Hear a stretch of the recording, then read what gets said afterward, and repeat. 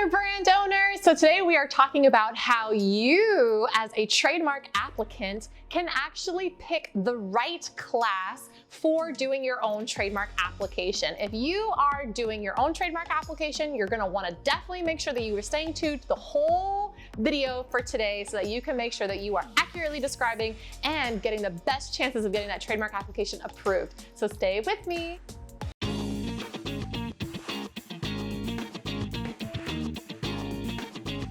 Hey again, welcome back to my channel. If this is the first time that you are joining us, I want to say welcome, brand owner. This is definitely the place that you want to be to getting trademark tips so that you can protect your brand yourself.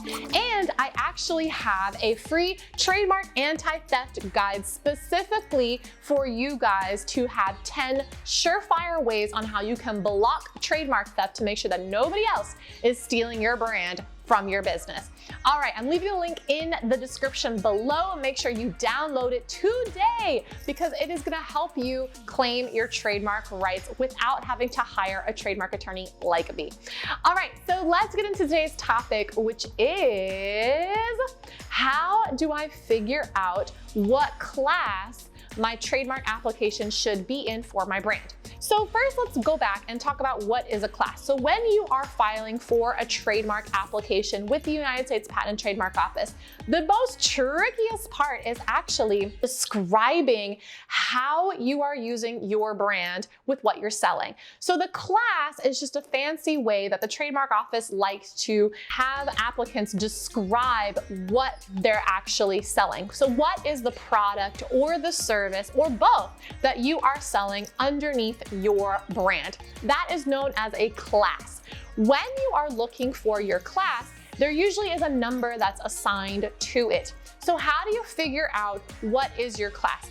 The reason that this is so important is because when you actually get your trademark registration certificate, you are only going to get protections for that trademark within that class. So you don't get protections on anything else that's outside of that class. You only get protections on what you describe that you're actually selling underneath the brand. So this is why it's really important to make sure that you're having it super accurate and super detailed, but yet broad at the same time so that you can get the maximum protections as possible for your brand while also being accurate. So how do you figure out what that class should be for your business? The United States Patent and Trademark Office is actually really helpful because they have what's called a Trademark ID manual, and it's actually a free manual. I'll leave the link in the description for you guys so that you can also have access to it.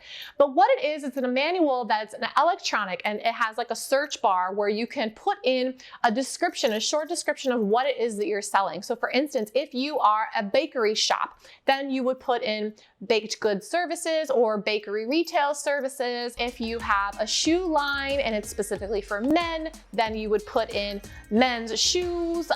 You would put in what it is that you're actually selling in layman's terms. And then you would see what pops up in the Trademarks Office ID manual. And there you would go through and look to see which of those IDs describe closely enough what it is that you are actually selling. That is what you're going to want to input inside of your trademark application. I do say this, that this is where you should be really, really extra cautious and really, really careful of how you are describing your actual product or service, because like I said, it's only going to give you those protections inside of that classification. So you want to be really careful that it's accurate, but yet broad enough. Some of you may actually be offering more than one type of product or service that has more than one type of class.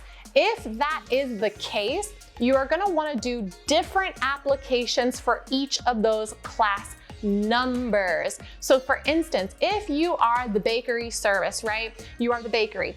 You have the bakery shop, but you also sell maybe on-the-go baked muffins where it's packaged and it's like nicely organized so that you can send those out for online orders. Well, that means just by that example, you already have two different classes. One for the actual muffin, which is the product, but then the other one is actually for the baked retail service, so that if you want to have people come to your bakery, that would be under retail services. So one's a service, the other one's a product.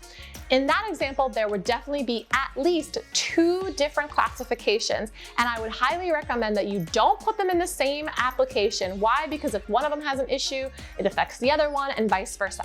So you want to make sure that you are separating those applications only to encompass one type of class number. All right, so I hope that helped you guys with figuring out what the importance of the class description is for your trademark application and actually getting the resource on how you can actually figure out what your correct yet broad description is for your product or your service. Let me know what you guys think about this in the video, and don't forget to get your hands on the Trademark Anti-Theft Guide, and I'll see you guys on the next one.